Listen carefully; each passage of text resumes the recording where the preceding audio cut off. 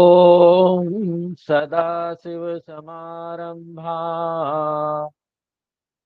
शंकराचार्यमध्यमा अस्मदाचार्यपर्यन्तां वंदे गुरुपरंपराम्। ओम शांति पाठ पढ़ेंगे। ओम सहनाववतु ॐ सहना भवतु सहनौ भुनक्तु सहनौ भुनक्तु सह वीर्यं करवावहै सह वीर्यं करवावहै तेजस्विनावधीतमस्तु मा विद्विषावहै। तेजस्विनावधीतमस्तु मा विद्विषावहै। ओम शांति शांति शांति। ॐ शान्ति शान्ति शान्तिः।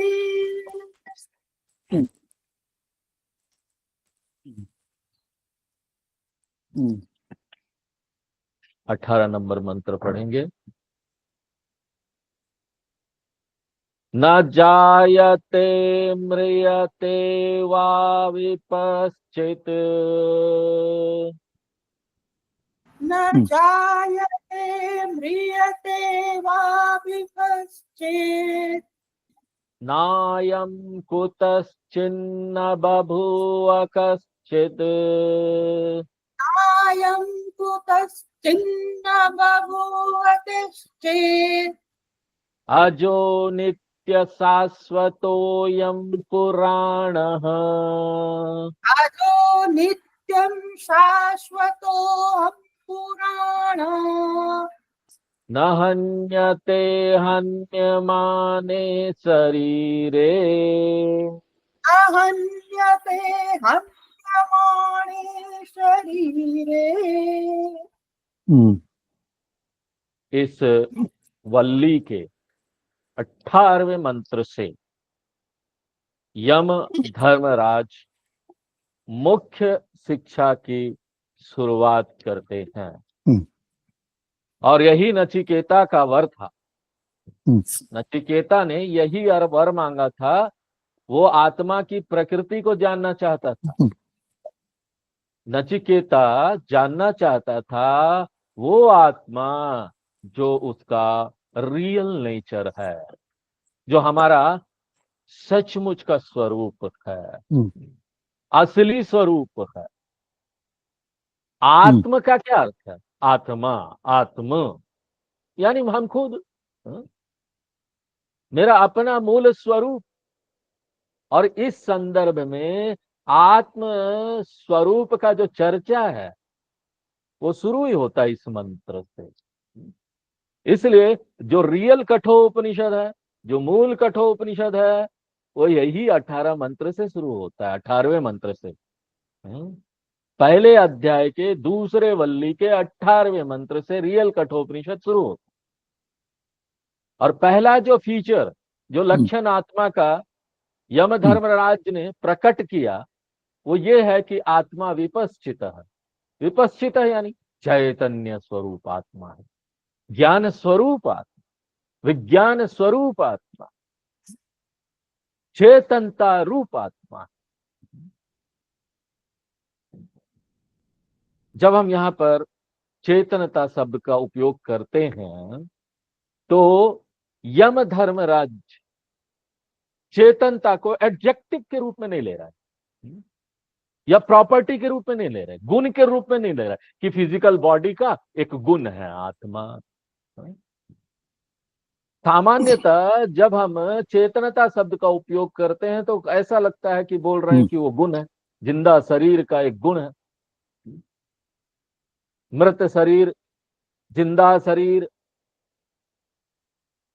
तो हम समझते हैं कि चेतनता जो है ना वो गुण है शरीर का, प्रॉपर्टी शरीर का। अगर चेतनता को हम प्रॉपर्टी लेंगे तो वो कभी भी स्वतंत्र अस्तित्व में नहीं रह सकता, उसका कभी भी इंडिपेंडेंट एग्जिस्टेंस नहीं रह सकता, स्वतंत्र सत्ता उसका कभी नहीं रह सकता। क्योंकि जैसे लंबा है, छोटा है, बड़ा है, ये सब गुण है, शरीर का गुण है। इनका क्या अलग से कोई अस्तित्व है? आप बोलो तो, शरीर मर जाए तो लंबाई रहेगा? नो, प्रॉपर्टी का अपना अलग कोई अस्तित्व नहीं है, गुणों का अपना कोई सेपरेट एग्जिस्टेंस नहीं है। जब हम बोलते हैं कि एक लंबा व्यक्ति, तो ये जो शब्द है लंबाई, टॉलनेस, ये क्या है? संज्ञा है या विशेषण है? ग्रामर की पॉइंट ऑफ व्यू से बोलेंगे तो ये तो सिर्फ एडजेक्टिव है। एडजेक्टिव कभी भी इंडिपेंडेंटली एग्जिस्ट नहीं कर सकता। लंबा आदमी, लंबा औरत, लंबा पेड़, लंबा पहाड़, बड़ा पहाड़, उसी तरीके से हम चेतनता के लिए उपयोग करते हैं शरीर वाला चेतनता, ये शरीर वाला अचेतनता। जब एक व्यक्ति मान लीजिए चलते चलते नीचे गिर पड़ा तो वो अचेतन हो जाता है ना, बेहोश हो गया। तो हम ना यहाँ पर ऐसे एक्सप्रेशन का उपयोग करते हैं, ऐसे अभिव्यक्ति का उपयोग करते हैं कि ना हमने सीखा ही यही है कि चेतनता क्या है, शरीर का एक प्रॉपर्टी। लेकिन उपनिषद में आते हैं तो यम धर्मराज चेतनता को एक प्रॉपर्टी या गुण के रूप में नहीं देखते, एडजेक्टिव के रूप में नहीं देखते, चेतनता को नाउन के रूप में देखते हैं, संज्ञा, जिसका एक स्वतंत्र सत्ता है। अंतर सिर्फ इतना है कि ये जो सत्ता है ना वो अदृश्य सत्ता है। क्यों? उसमें कोई गुण ही नहीं है। तो चेतनता को यहां प्रेजेंट किया गया कैसे? एक स्वतंत्र सत्ता के रूप में, जिसका ना तो कोई रूप है, न रंग है, न स्वाद है, न गंध है, न स्पर्श है, या फिर कोई भी गुण इसमें नहीं है। इसलिए वो दिख नहीं सकता, नॉट विजिबल। क्योंकि हम दुनिया को इसी 5 चीजों से तो देख रहे हैं, शब्द, स्पर्श, रूप, रस, गंध, और वो चेतनता में है ही नहीं, तो कैसे देख पाएंगे इंद्रियों से? तो ये जो अदृश्य, अगुणित, ये जो सब्सटेंस है, इसको बोलते हैं चैतन्य इस संदर्भ में। और यही चैतन्य जो है ना वो हमारा रियल नेचर है, सचमुच का स्वरूप है। यम धर्मराज के अनुसार ये जो बिना गुण वाला अदृश्य तत्व है, इसी को चेतनता बोलते हैं, हमारा मूल स्वरूप बोलते हैं, आत्म स्वरूपम बोलते हैं। तो आत्मा की परिभाषा यम धर्मराज जी ने चेतनता के रूप में बताया, और उसके बाद दूसरे और फीचर्स भी बताते हैं आत्मा का। और दूसरा फीचर क्या बताते हैं, दूसरा लक्षण क्या बताते हैं मंत्र नंबर 18 में, कि चेतनता जो है ना उसमें कोई परिवर्तन नहीं होता, ये अलग प्रकार का तत्व है। क्योंकि जब हम यहाँ पर कोई बोलते कोई चीज है, कोई तत्व है, तो हमारा अनुभव क्या है कि ना वो बदलेगा, परिवर्तन होगा, समय के साथ मॉडिफिकेशन होगा। क्योंकि हम किसी भी तत्व को ऐसे ही देखते हैं ना कि उस समय के साथ उसका परिवर्तन होना है। हम जानते हैं कि यहाँ पर भौतिक पदार्थ परिवर्तित हो रही है, हम जानते हैं कि यहाँ पर ऊर्जा परिवर्तित हो रही है, लेकिन यम धर्म राज यहाँ पर एक अलग ही चीज का परिचय दे रहे हैं। बोलते ये नहीं परिवर्तित होता, it is not changing like a matter, it is not changing like a energy. ये एक चेंजलेस एंटिटी है, अपरिवर्तनीय सत्ता है। इसलिए निर्विकार स्वरूप ये दूसरा लक्षण है। पहला क्या बताया हमने? चैतन्य स्वरूप। दूसरा क्या बताया? निर्विकार स्वरूप। और ये जो परिवर्तन होता है ना, वो शास्त्रों में 6 प्रकार में विभाजित किया गया है। षड विकार वद एतद स्थूल शरीरम। यम धर्मराज ये 6 विकार को नकार देते हैं। ये है ही नहीं, आत्मा में ये है ही नहीं। अस्तित्व में आना, मां के पेट में अस्थि, जायते जन्म लेना, वर्धते बढ़ना, उसके बाद न तो घटना न बढ़ना, परिवर्तन सिर्फ होता रहेगा। उसके बाद 5वां क्या है? धीरे धीरे घटना शुरू होना। और छठा क्या है? अंत में बूढ़ा होके मर जाना, डिस्ट्रक्शन, फाइनल डिस्ट्रक्शन। ये 6 मॉडिफिकेशन जो है ना, ये षड विकार जो है आत्मा में नहीं है। तो ये अपरिवर्तनीय आत्मा, चेतनता, यही हम है। तो यहां तक हमने पिछले क्लास में देखा। आगे का और जो लक्षण है वो अगले मंत्र में बताया जा रहा है। तो मंत्र नंबर 19। हंता चेन मन्यते हंतुम, हन्ताचेन मन्यते हन्तु हतश्चेन मन्यते हतम, मन्यते हतम् उभौ तौ न विजानीतः, उभौ तौ न विजानीतः नायं हन्ति न हन्यते। नायं हन्ति न हन्यते। 19 नंबर मंत्र, पहले अध्याय के दूसरे वल्ली का 19 नंबर मंत्र। इसमें यम धर्मराज जी 2 और लक्षण आत्मा के बता रहे हैं। नंबर 1 क्या है? अकर्ता। नंबर 2 क्या है? अभोक्ता। आत्मा जो है अकर्ता है, वो यहां कोई कर्म नहीं करता, किसी भी प्रकार का कर्म नहीं करता। और क्योंकि कर्म नहीं करता इसलिए वो अभोक्ता भी है, यानी किसी प्रकार के कर्म का फल उसको नहीं मिलता। कर्ता क्या है? कि कर्म से जुड़ा हुआ है, कर्म से संबंधित। भोक्ता क्या है? कर्म फल से संबंधित। अकर्ता यानी कर्म संबंध रहित, अभोक्ता यानी कर्म फल संबंध रहित। और हम क्यों बोलते हैं कि आत्मा जो है अकर्ता अभोक्ता है? क्योंकि यहां पर कर्ता होने के लिए कर्म के साथ जुड़ना पड़ेगा, और कर्म के साथ जुड़ना यानी परिवर्तन होगा। परिवर्तन होना चाहिए तभी जाकर कर्म होगा। क्योंकि कोई भी कर्म यानी क्या, जो भी चीजें कर्म में इन्वॉल्व है उसमें परिवर्तन होगा। फिजिकल बॉडी ये कर्म करता है, ये करता, ये शरीर, इसमें ये क्षमता है कर्म करने की, यानी इसमें क्षमता है परिवर्तन होने की, चेंज होने की।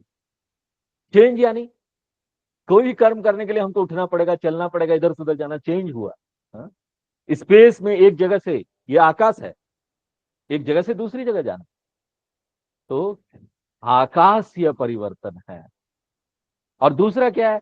टाइम वाइज चेंज भी है, काल का परिवर्तन भी होता है। मेरे शरीर में परिवर्तन हो रहा है समय के साथ।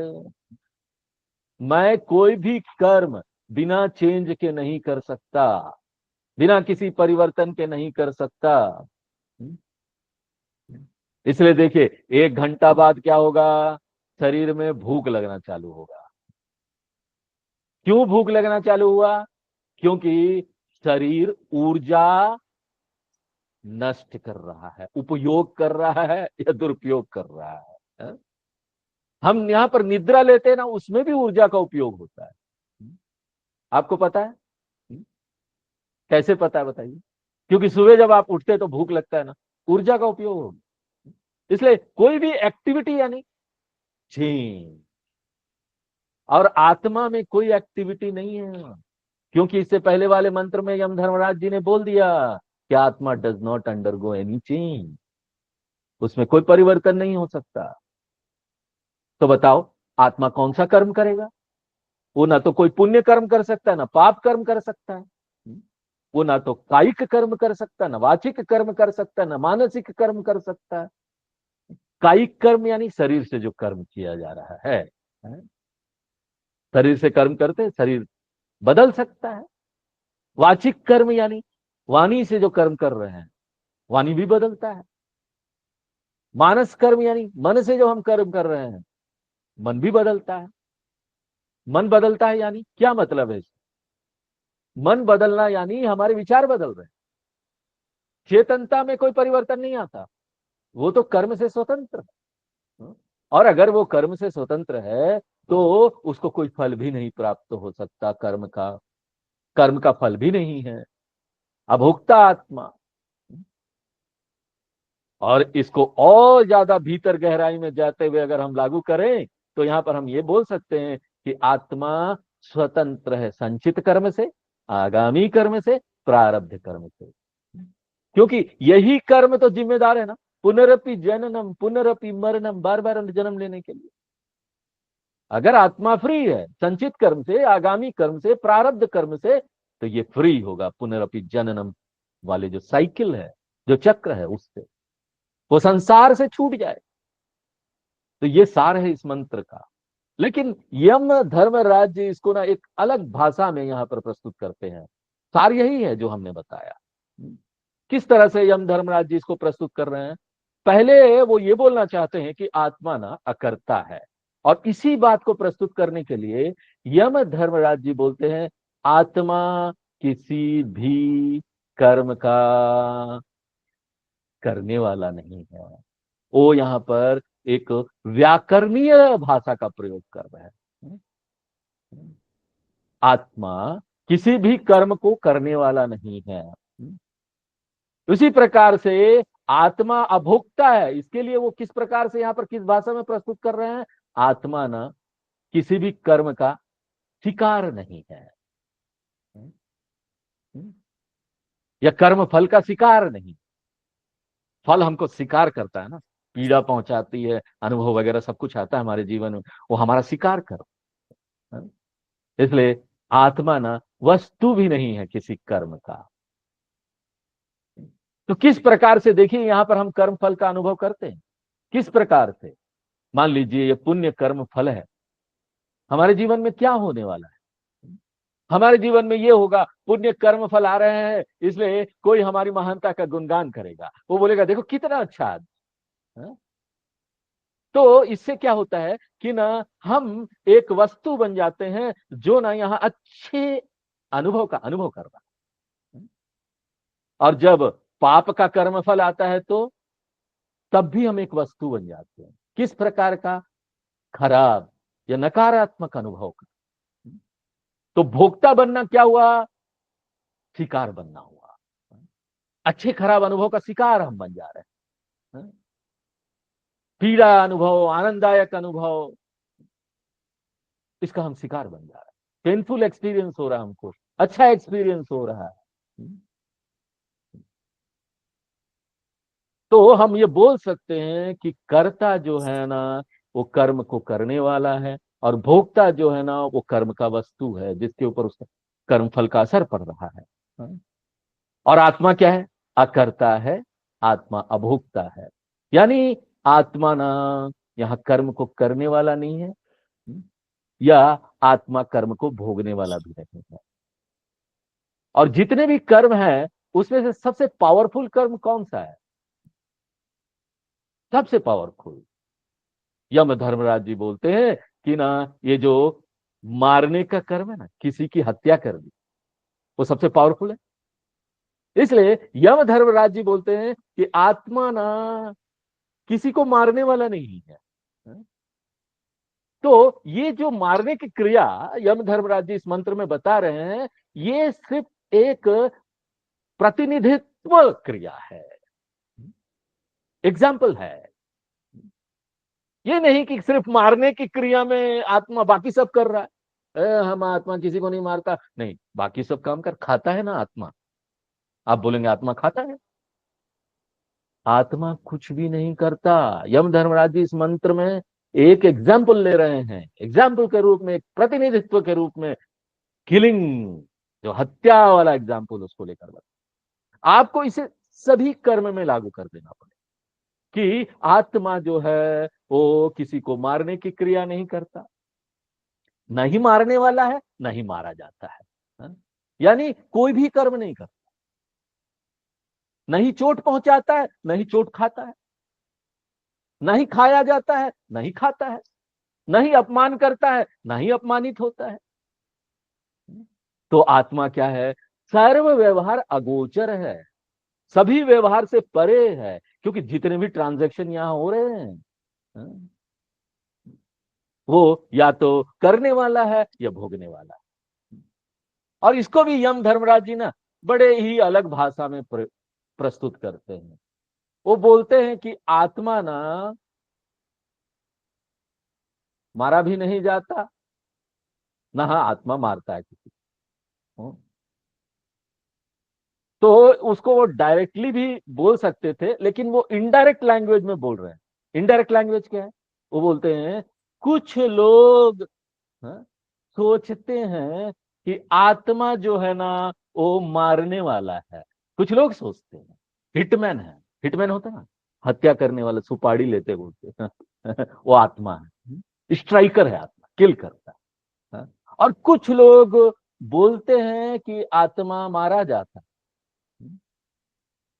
बोलते हैं ना कि युद्ध के क्षेत्र में, हाँ, गोली लग गया, कुछ लग गया, मर गया। जो शिकारी है, शिकार करता है और शिकार बोलेगा हम शिकारी हो गए, शिकार हो गए। तो यम धर्मराज जी बोलते हैं ये दोनों तरह के लोग, जो लोग हैं ना वो गलत है। सीधे सीधे भी बोल सकते थे आत्मा करता है, भोगता है। कुछ लोग ऐसा बोलते हैं, कितना घुमा के बोला होगा, हाँ? कुछ लोग बोलते हैं कि हम यहाँ करता हैं, कुछ लोग बोलते हैं कि हम यहाँ पीड़ित हैं, यानी कर्म का जो फल भोग रहा है। तो जो ये सोचता है कि वो करता है और जो ये सोचता है कि वो पीड़ित है, दोनों ही गलत। अब बताइए इसमें से आप क्या निष्कर्ष निकालते हैं? मान लीजिए हम ये बोलते हैं कि राम जो है ना वो बुद्धिमान नहीं है, हाँ? हम ये बोलना चाहते हैं राम बुद्धिमान नहीं है, और उसका इनडायरेक्ट तरीका क्या होगा? कुछ लोग राम को बुद्धिमान देखते हैं, और जो ऐसा देखते हैं वो गलत है। कुछ लोग राम को बुद्धिमान देखते हैं और वो गलत है। इसका मतलब क्या हुआ? राम जो है ना फुलिश है, बुद्धिमान है। तो उसी प्रकार से यम धर्मराज जी यहाँ क्या बोल रहे हैं? कुछ लोग बोलते हैं कि आत्मा जो है वो करता है, कुछ लोग बोलते हैं कि आत्मा जो है वो भोगता है, और दोनों ही गलत है। इस बात को बताने के लिए, इस एक सिद्धांत को बताने के लिए कितने घुमा फिरा के बताया उन्होंने, है? तो आत्मा न तो करता है, न तो करता है, न तो भोगता है? अब स्लो ये मंत्र की तरफ देखिए। हंता हंतुम मन्यते, एक व्यक्ति सोचता है कि मैं मारने वाला हूं। और ये जो मारने की क्रिया है, ये जो शब्द का उपयोग यहां हो रहा है, ये सिर्फ प्रतिनिधित्व शब्द है, सभी क्रियाओं के लिए ये। तो आपको क्या समझना पड़ेगा? कि वो कर्म को करने वाला है। ये कुछ लोगों का विचार है कि वो सब कर्म को कर रहा है। और हतः चैन मन्यते हतम, दूसरा व्यक्ति ये सोचता है कि ना मैं मारा जाने वाला हूं, मुझे मार दिया जाता है, मैं शिकार हूं किसी कर्म का। हाँ? तो लोग अपने आप को या तो कर्ता मानते हैं या भोक्ता मानते हैं। लेकिन यम धर्मराज जी का निष्कर्ष क्या है? वो क्या बोल रहे हैं? उभौ तौ न विजानीतः, दोनों ही नहीं जानते। दोनों ही क्या नहीं जानते हैं? अयम न हंति, यह आत्मा जो है ना वो ना तो करता है किसी भी कर्म का, न हन्यते, न ही आत्मा किसी कर्म का शिकार है। देखिए यहां पर एक इंटरेस्टिंग चीज, अगर आप इसको मानसिक स्तर पर लागू करें तो आप देखेंगे जितने भी हमको यहां पर पीड़ा आती है ना, वो दो तरीके से आती है, दो रूप में। जितना भी हमको दुख आता है वो दो रूप में आता है। एक तो चोट रूप में आता है, दूसरा हीन भावना के रूप में। जस्ट एक मानसिक अध्ययन के रूप में मैं आपको बता रहा हूं, अपने मन का आप अध्ययन करेंगे, देखेंगे तो ये पता चलेगा। जितने भी पीड़ा हमारे जीवन में आता है, जो भी पेन्स हमारे जीवन में आता है, वो चोट या हीन भावना के रूप में आता है। लोग बोलते हैं ना, स्वामी जी मैं अपने बच्चे के व्यवहार से बहुत दुखी हूं, मुझे बहुत चोट पहुंचाया उसने। दूसरे के व्यवहार से हमको चोट पहुंचता है। कोई हमको अपमानित करता है, वो हमारा सम्मान नहीं कर रहा है, तो भोगता हो जाते हैं हम। ये सब अनुभव आता है चोट के रूप में, पीड़ा होता है हमको।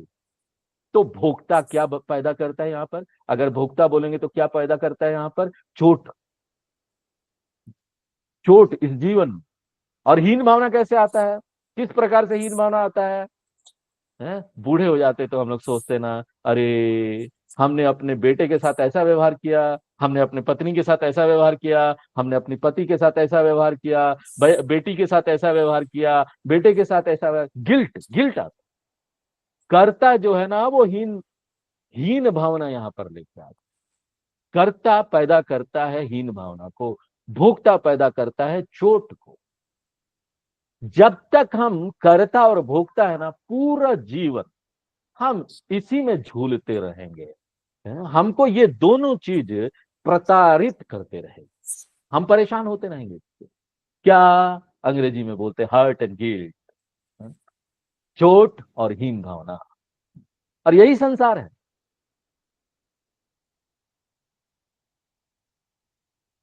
और हर समय आप अपने मन को देखिए, ज्यादातर समय इसमें यही चलता है, चोट और हीन भावना।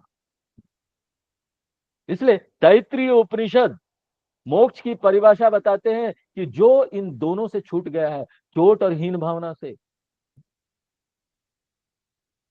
किमह गुम साधु ना करवम, किमहम पापम अकरवमिति। तैत्रीय उपनिषद का मंत्र है। वहां बोलते हैं कि ये मुक्त कौन है? जो इन दोनों से छूट गया, जिसके मन में अब ये दोनों का समस्या नहीं रहा। और किस तरह से एक ज्ञानी जो है वो चोट और हीन भावना से परे निकल जाता है, कर्तृत्वम और भोक्तृत्वम से परे निकल कर। और कर्तृत्वम और भोक्तृत्वम से परे आप कैसे निकल सकते हैं? एक ही तरीके से, शरीर जो है ना वो कर्ता भोक्ता बना रहेगा, मेरी जो बोली है वो कर्ता भोक्ता बना रहेगा, मेरा जो मन है वो कर्ता भोक्ता बना रहेगा। अगर आपको इससे परे निकलना है ना, आपको अपनाना पड़ेगा एक ऐसे चीज को जिसको पहले हम जानते नहीं थे, और जानते भी थे तो त्याग किए हुए थे, और वो है चैतन्य। मैं वो चैतन्य। वहां पर जब हम पहुंच जाते हैं तो हम दोनों से स्वतंत्र है। There is no hurt, there is no guilt. उसके बाद जो हम यहाँ कर्म कर रहे होंगे वो अच्छे मोटिव से कर रहे होंगे, अच्छी भावना से कर रहे होंगे, अच्छे उद्देश्य कर रहे होंगे, ये सब कर रहे होंगे हम।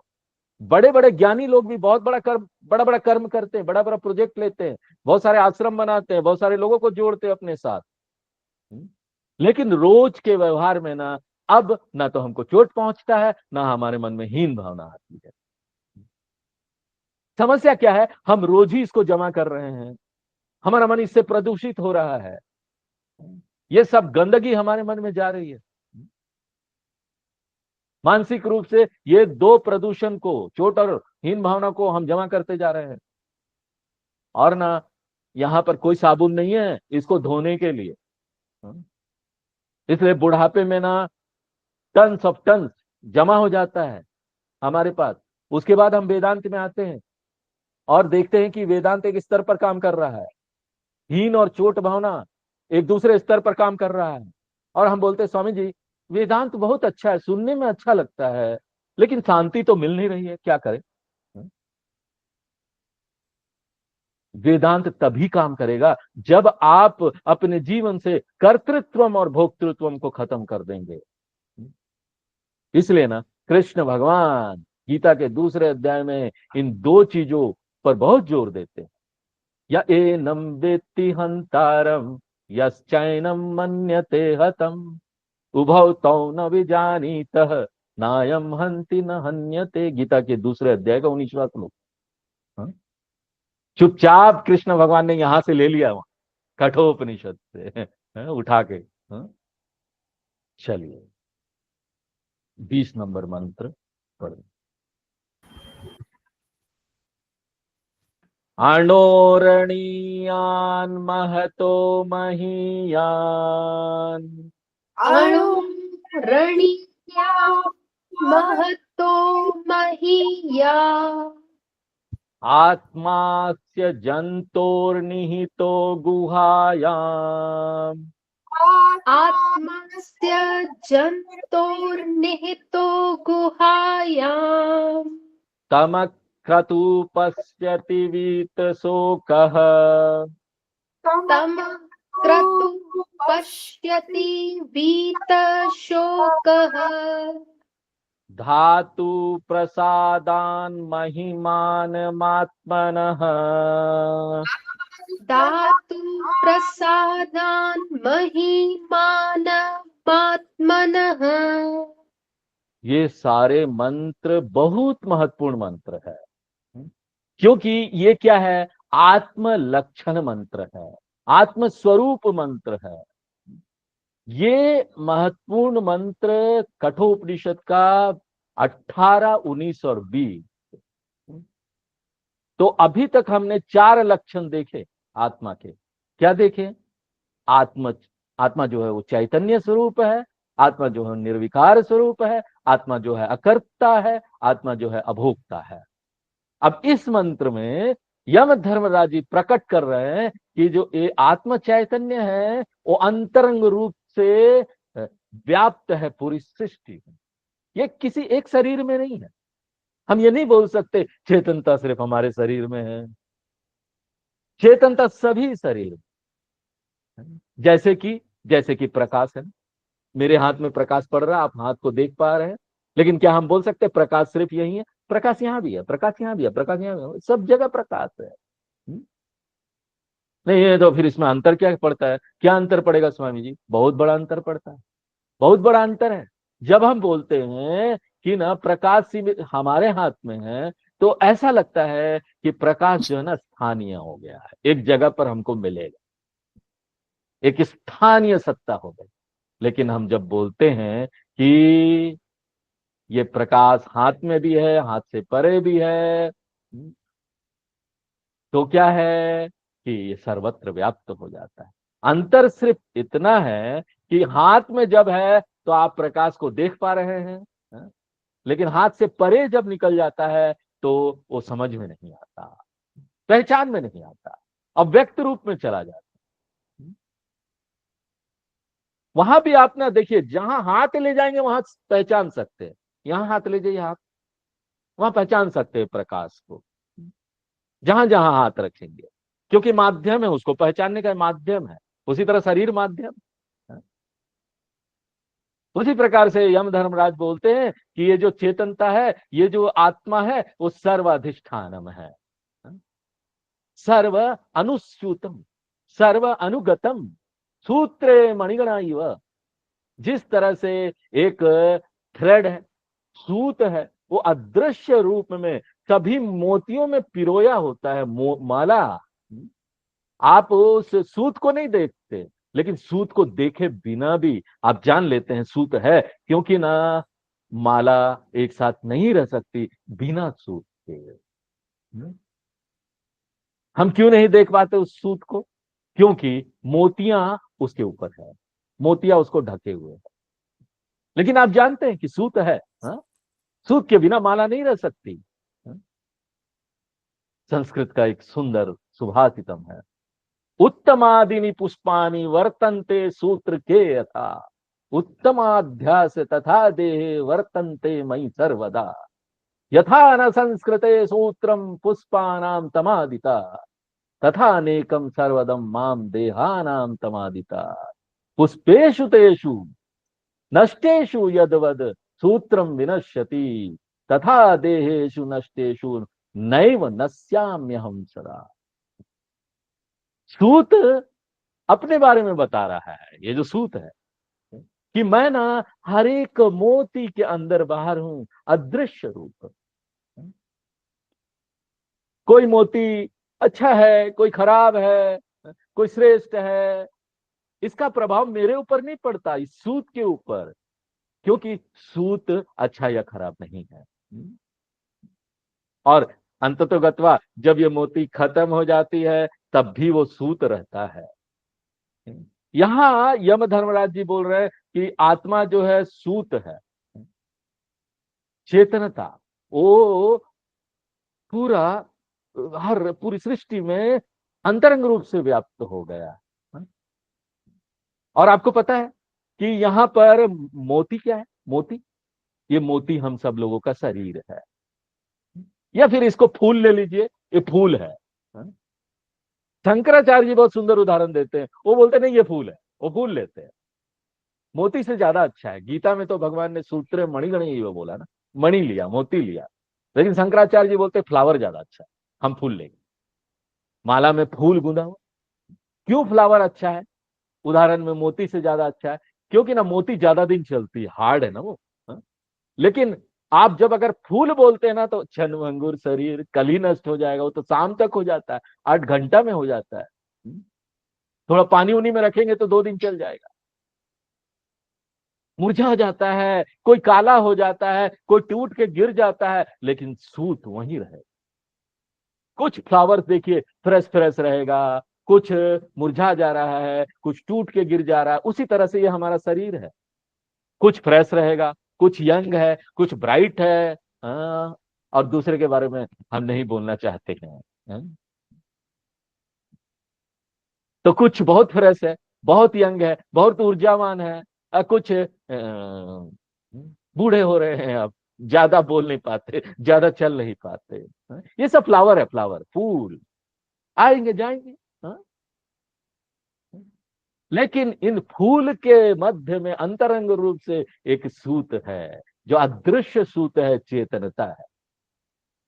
यही नहीं कि जो चेतनता है ना वो सिर्फ चेतन सत्ता में ही है, चेतन वाली चीजें में जो चेतनता दिखाई देती है वो तो जड़ में भी है, पत्थर में भी।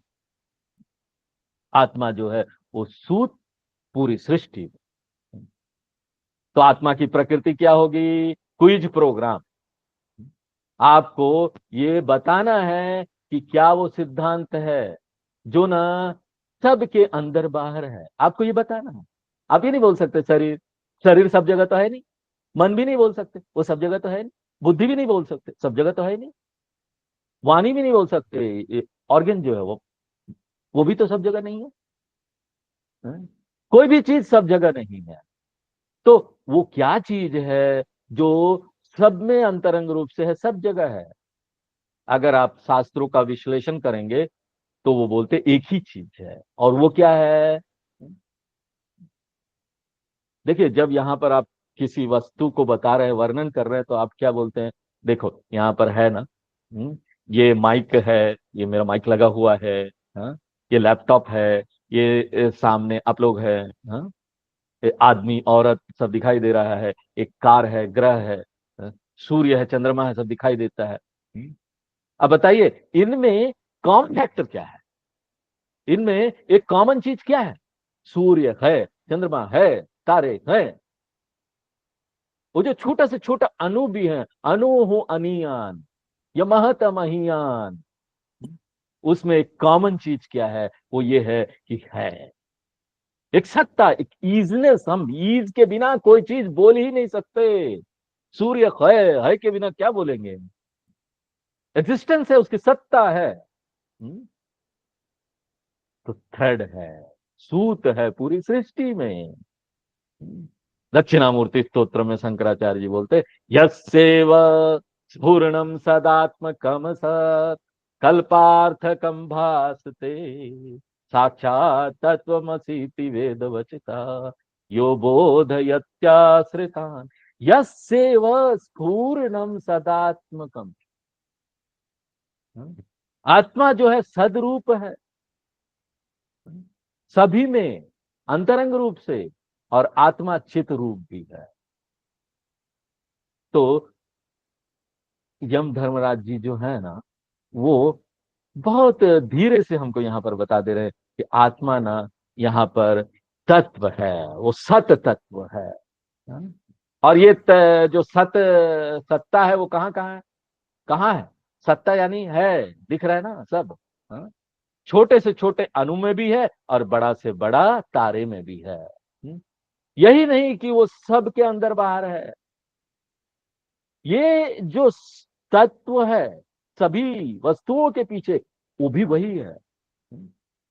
तो सबसे सुंदर उदाहरण क्या दे सकते हैं, आत्मा जो है ना जल की तरह, हर एक लहर में, हर एक बुलबुले में, हर एक छोटे से छोटे फोम में, या फिर ना बड़ा से बड़ा समुद्र में, वही जल यहां पर प्रकट हो जा रहा है लहर के रूप में, फोम के रूप में, नदी के रूप में, तालाब के रूप में, कुआं के रूप में आदि। आत्मा ही वो एक तत्व है जो छोटे से छोटे अणु में भी यहाँ है और बड़ा से बड़ा तारे में भी है। तो ये छोटापन बड़ापन ये किसका है, ये नाम रूप का सिलसिला है। लेकिन सबका तत्व क्या है, वही एकमात्र आत्मा। यही इस मंत्र में बताया गया, इस मंत्र का सार यही है।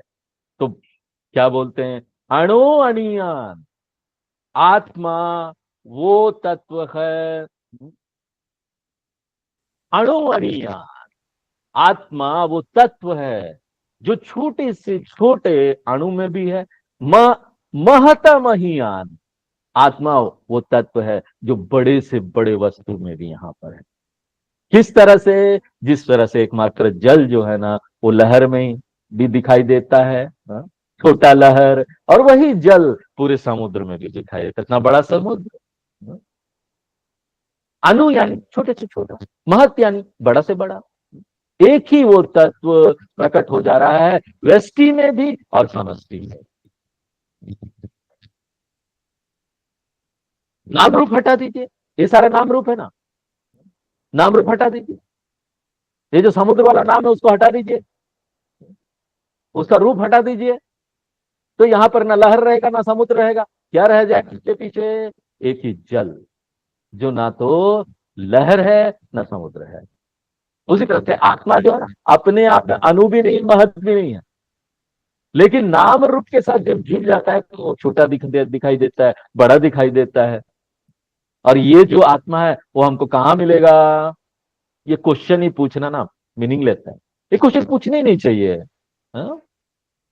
ये आत्मा कहाँ मिलेगा, अरे वो आत्मा तो सूत के रूप में पूरी सृष्टि में है। एक ऐसे ही है ना, ये पूछना कि आत्मा कहाँ मिलेगा, ये ऐसे ही है ना कि ना लहर ना जल की खोज में जा रहा है। कबीरदास का एक सुंदर दोहा है, लहर ढूंढे जल को, कपड़ा ढूंढे सूत, जीव ढूंढे ब्रह्म को, तीनों ऊत के ऊत। पहला ये बोला जा रहा है कि लहर जो है ना वो जल की खोज में जा रहा है, क्योंकि किसी ने उसको बोल दिया, हे यहां पर देखो एक जल भी है, जल की खोज में तुम जाओ, जल जो है वो सृष्टि स्थिति लय कारण है, जल जो है सर्वाधिष्ठानम है, इसको जानकर तुमको मुक्ति प्राप्त हो जाएगी। इसलिए लहर क्या सोच रहा है, चलो हम मुक्ति प्राप्त कर दे, और मुक्ति प्राप्त करने के लिए वो आध्यात्मिक यात्रा करना शुरू करता है जल की खोज में। एक दूसरा आध्यात्मिक साधक है कपड़ा, कपड़ा बोलता है कि ना चलो हम यहां पर सूत की खोज में जाते हैं, क्योंकि किसी ने मुझे बताया है कि सूत जो है ना वो सृष्टि स्थिति लय कारण है। तो ये जो कपड़ा है ना वो सूत की खोज में चला जाता है। उसी तरह से ये जीवात्मा जो है ना वो आध्यात्मिक यात्रा शुरू करता है परमात्मा की खोज में। और कोई ना किसी को, कोई साधक को सांत्वना भी दे रहा है, कोई बात नहीं, 20-25 साल हो गया, इतने दिन से साधना कर रहे हो, नहीं समझ में आया ना, कोई बात नहीं, तुम 10 कदम आगे बढ़ो, परमात्मा 20 कदम तुम्हारे पास आएंगे। भक्ति में ऐसा बात बोली जाती है। तो परमात्मा की खोज में जीव जा रहा है, उसने खोज शुरू की। और ये जो तीनों है ना, ये तीनों, तीनों कौन कौन से हैं? ये लहर जो जल की खोज में गया, कपड़ा जो सूत की खोज में गया, और जीव जो परमात्मा की खोज में गया। ये तीनों क्या है? अब हम बोलेंगे नहीं। तो संस्कृत में एक शब्द होता मूढ़ा, बेवकूफ, और उसमें प्र लगा देते और ज्यादा छना हुआ बेवकूफ, प्रमूढ़ा। एक ही चीज तो आपको खोजने की जरूरत नहीं है। यम धर्मराज जी बोलते कभी खोजने का प्रयत्न मत करो, आत्मा तो नित्य है, हर समय अनुभव में आ रहा है तुमको। ये जो सर्वत्र व्यक्त आत्मा है ना, वो गुहायाम में भी है, तुम्हारे मन में भी है, एक जंतु के मन में है। हर एक प्राणी को यहां जंतु बोल रहे हैं। आत्मा से जंतुर निहितो गुहायाम, गुहा यानी मन, मन में आत्मा है, वो बोलते हैं। तो हमको बाहर खोजने की जरूरत नहीं, हम अंदर खोजेंगे। अब ना हमको खोजने में बड़ा आनंद आता है, हम लोग तुरंत, अभी लव सर्चिंग, खोजना ही है। अब खोजने के लिए क्या करेगा वो? भीतर है जब बोल देंगे ना, सब लोग क्या करते खोजने के लिए? ध्यान में बैठ, स्वामी जी ने बोला भीतर है, तो भीतर हमको ध्यान करेगा, करना पड़ेगा, 2 घंटे ध्यान, 3 घंटे ध्यान। और वो बोलेगा कि स्वामी जी, ये ध्यान करके ना मैंने अपने सारे विचारों को हटा दिया, अब मेरे पास धैर्य नहीं रहा कि मैं क्लास करूं। क्लास कर नहीं सकता। हाँ? हमको ना तुरंत बता दीजिए, तुरंत। मैं आपके पास आता हूं, 5 मिनट में इसको बता दीजिए। जैसे आजकल हो गया ना फास्ट फूड रेस्टोरेंट, उसी तरीके से वो सोचता है कि ये ना फास्ट लिबरेशन रेस्टोरेंट है, फास्ट मुक्ति प्राप्त करने वाला कोई रेस्टोरेंट है। मैं स्वामी जी के पास आ जाऊंगा, वो मुझे कुछ एक लड्डू दे देंगे और मुझे मुक्ति प्राप्त हो जाए। नहीं, मुझे बस वही वही, मैं सब कर लिया हूं, आप मुझे बस वही सीक्रेट, एक जो सीक्रेट है ना वो बता दीजिए। कि मन को शांत कर लिया ध्यान में, अब आगे क्या करूं? आत्मा का सामना करना है मुझे। तो बोलते हैं ना तो बाहर का खोज, ना अंदर का खोज। अगर ऐसा करेंगे ना तो कभी समझ में नहीं आएगा। जब आप सारे विचारों को हटा देते हैं, तब आप शून्यता में आते हैं। अगर आप ये करते हैं तो आपको ये बोलना पड़ेगा कि ना, मैं आत्मा को ढूंढ नहीं सकता क्योंकि मैं स्वयं आत्मा हूं, जो इस शून्य वाले मन का भी साक्षी है। इसलिए आत्मा यहां पर कैसे है? मन का साक्षी बनकर। वो मन के अंदर हम देख नहीं सकते उसको। देखने का प्रयत्न मत कीजिए, ये टेंडेंसी सही नहीं है। इसीलिए यही एक चीज में सभी लोग फंस जाते हैं, वेदांत साल साल तक पढ़ते रहते हैं, यही एक चीज में फंस जाते हैं, क्योंकि एक टेंडेंसी इतनी स्ट्रांग है, हर बार हम इसमें आ जाते हैं। छोड़ना बहुत मुश्किल है इसको। साक्षी के रूप में देख लीजिए मन में, very witness of the mind. तो हमको ये बात याद रखना पड़ेगा कि ना, मैं ही इस शून्य मन का साक्षी नहीं, खाली शून्य मन का साक्षी नहीं हूं मैं। जब विचार आते हैं ना, तब भी मैं हूं कि नहीं? कुछ लोग चिंतित हो जाते हैं, अरे विचार चला गया, मैं चला जाऊंगा तो, मैं मर गया तो स्वामी जी, आत्मा चला गया, विस्थापित हो गया। ये तो ऐसे ही बोलना है जैसे ना लहर आया तो जल विस्थापित हो गया, चला गया। विचार आएंगे तो आत्मा चला जाए। अरे लहर आने से जल विस्थापित नहीं होगा, विचार आने से आत्मा विस्थापित नहीं होगा।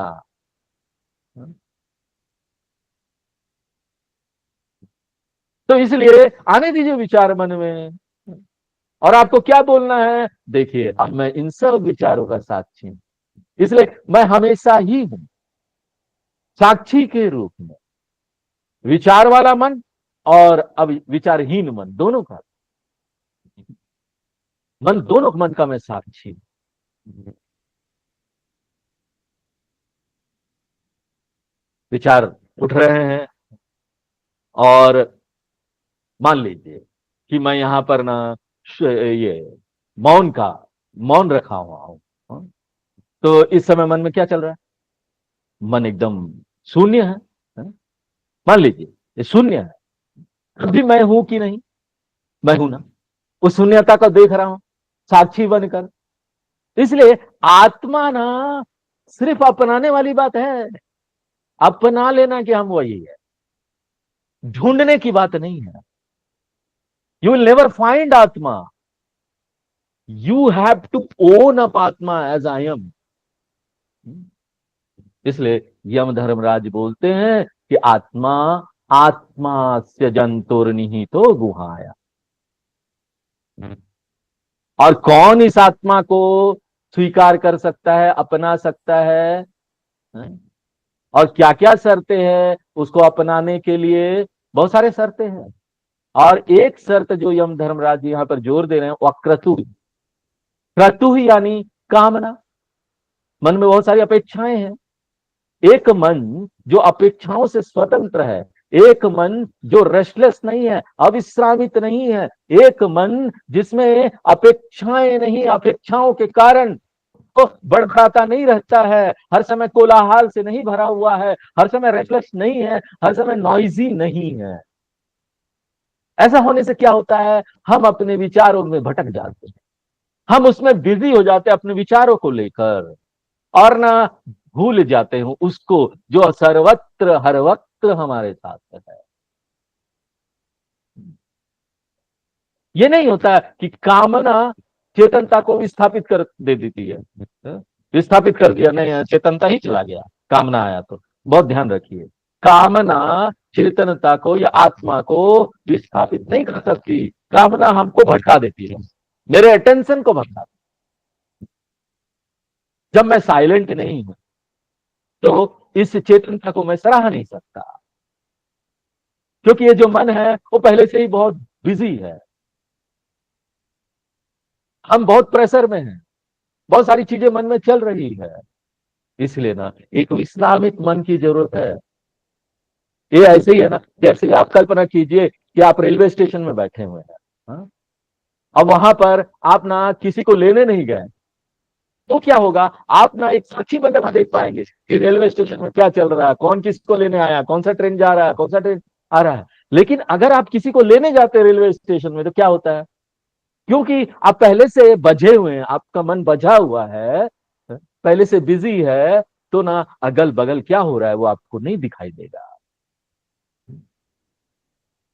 तो हम अपना अटेंशन कभी भी उस साक्षी की तरफ नहीं ले जाते हैं कि यहां क्या चल रहा है। इसके लिए हमको विश्रामित मन चाहिए, इसको सराहने के लिए। जिस तरह से दिन के समय अगर आपको वो घड़ी की टिक टिक सुननी है ना, तो क्या करना पड़ेगा? बहुत सारा भटकाव होता है। ऐसा नहीं होता घड़ी ने टिक टिक करना बंद कर दिया, और रात को भी टिक टिक करती है, दिन में भी करती है, टिक टिक है। लेकिन हम यहां पर भर गए हैं, कोलाहल से भरे हुए, हमारा माइंड नॉइजी है, जिससे आप भूल जाते हैं वहां कुछ है। तो चेतनता एक साक्षी के रूप, अकृतम पश्यति, एक कामना रहित व्यक्ति, जिसके अंदर वैराग्य है वही देख, जिसके अंदर सागर चतुष्ट संपत्ति है वही देख पाएगा, जिसके अंदर चार पात्रता है वही देख पाएगा। और वो क्या देखता है? आत्मनः महिमा, महिमा देख लेता है। क्या महिमा है आत्मा की। और वो आत्मा माने मेरी महिमा क्या है? मेरी अपनी सचमुच की महिमा, मेरा अपना उच्च स्वरूप, मेरा अपना सचमुच का स्वरूप, आत्मानः महिमानम। और वो महिमा क्या है? आपको वो 5 लक्षण याद हो जानी चाहिए जो हमने पहले देखे। और वो क्या है? चिद रूपत्वम, निर्विकारत्वम, अकर्तृत्वम, अभोक्तृत्वम, सर्वाधिष्ठानम। ये 5 लक्षण, ये महिमा है इसकी, ये 5 महिमा। और एक व्यक्ति इसको कैसे पहचान पाता है? धातु प्रसादात, अपने इंद्रियों की कृपा से ये इंस्ट्रूमेंट ऑफ नॉलेज है। धातु यानी करना, सेंस ऑर्गन, इंद्रियां, ज्ञान की इंद्रिया, कर्म की इंद्रिया, मन, ये कॉपरेट करना चाहिए हमारे साथ। बुद्धि कॉपरेट करना चाहिए हमारे साथ, शरीर कॉपरेट करना चाहिए। कल्पना कीजिए कि मैं यहां पर प्रवचन कर रहा हूं 1 घंटे का, अचानक आपकी जो कोहनी है उसमें दर्द में लगा, तो फिर क्या होगा? सारा ध्यान वहां चला जाएगा ना। सारा ध्यान दर्द हो रहा है वहां चला गया। तो हमारा शरीर कॉपरेट करना चाहिए, ज्ञानेन्द्रिया, कर्मेंद्रिया, मन उसको कॉपरेट करना चाहिए। इसलिए धातु प्रसादात, इनकी कृपा से। इसलिए तो हम शांति पाठ पढ़ते हैं शुरू करने से पहले, भद्रम करने भी शृणुयाम देवा आप्यायन्तु ममांगानी। जितने भी ये मंत्र हैं, शांति पाठ है, मेरे इंद्रियां सब ठीक रहें ताकि मैं इस वेदांत के ज्ञान को प्राप्त कर सकूं। मेरे इंद्रियों का कृपा बना रहे, मेरे इंद्रियों का कृपा मेरे ऊपर बना रहे, ताकि मैं इस आत्मा की महिमा को जान सकूं। और इस ज्ञान को प्राप्त करके हमको क्या फल मिलने वाला है? क्या फल मिलेगा इस ज्ञान को प्राप्त करके? बीत शोक भवती। महान लाभ है ये इस ज्ञान का, क्योंकि अब कोई शोक ही नहीं रह जाएगा। भगवान ने तो शुरू ही इससे किया है। गीता में दूसरे अध्याय के 11वें श्लोक से गीता में भगवान ज्ञान देना शुरू करते, उसमें बोलते हैं जो शोक रहित है वही पंडित है। पंडित की डेफिनेशन, ज्ञानी की डेफिनेशन दे देते हैं, जिसको कभी दुख नहीं हो। हमारा जो हमेशा नित्य जो एक शिकायत सा रहता है ना, शोक शोक शोक। अर्जुन भी यही कंप्लेन कर रहा था ना गीता में शुरुआत में, नहीं प्रपश्यामि ममापनुद्यात् यच्छोकमुच्छोषणम् इंद्रियाणाम। दूसरे अध्याय का 8 नंबर श्लोक गीता का। कृष्ण भगवान को बोलता है, हे भगवान, मेरा जो दुख है इतना तीव्र है ना कि ना मेरे पास जो भी है, क्योंकि मैं तो हूं धनवान राजा, मेरे पास सब कुछ है, लेकिन वो सब भी लगता है मेरे इस दुख को दूर नहीं कर पाए। यही दुख है पूरे संसार का, ह्यूमैनिटी का दुख यही है। और ये एक ही तरीके से जाएगा, कोई और तरीका है ही नहीं। और वो क्या है? अपनाना, अपने उच्च स्वरूप को अपना लेना। दीप्त शोक भवती, वो सभी दुखों से छूट जाएगा, सभी पीड़ा से छूट जाएगा। गतासु न गतासु नानुशोचन्ति पंडितः। और अगर एक व्यक्ति सोचता नहीं नहीं स्वामी जी ये हम नहीं करेंगे, कौन शास्त्रों को पढ़ेगा, अपना बताइए ना, अपना ज्ञान। तो वो अगर ऐसा सोचता है कि दूसरा कोई तरीका है, तो वेदांत जबरदस्ती नहीं करता। आप ट्राई कीजिए, क्योंकि जब तक आप ट्राई नहीं कर लेंगे तब तक आपको विश्वास भी नहीं होगा इस पर। ट्राई कीजिए, और जब आप बुरी तरीके से फेल हो जाएंगे तब आना आप यहां पर। तब यहां पर आपको आत्मा के बारे में बताया जाएगा, एक आदमी फिर उस आत्मा को जान पाएगा और फिर उसको स्वतंत्रता मिल जाएगी, सारे दुखों से छुटकारा मिल जाएगा। आज हम लोग यहीं पर विराम देते हैं, आगे फिर नेक्स्ट क्लास में देते हैं। ओम पूर्णमदः पूर्णमिदं पूर्णात् पूर्णमुदच्यते पूर्णस्य पूर्णमादाय पूर्णमेवावशिष्यते। ओम शांति शांति शांति।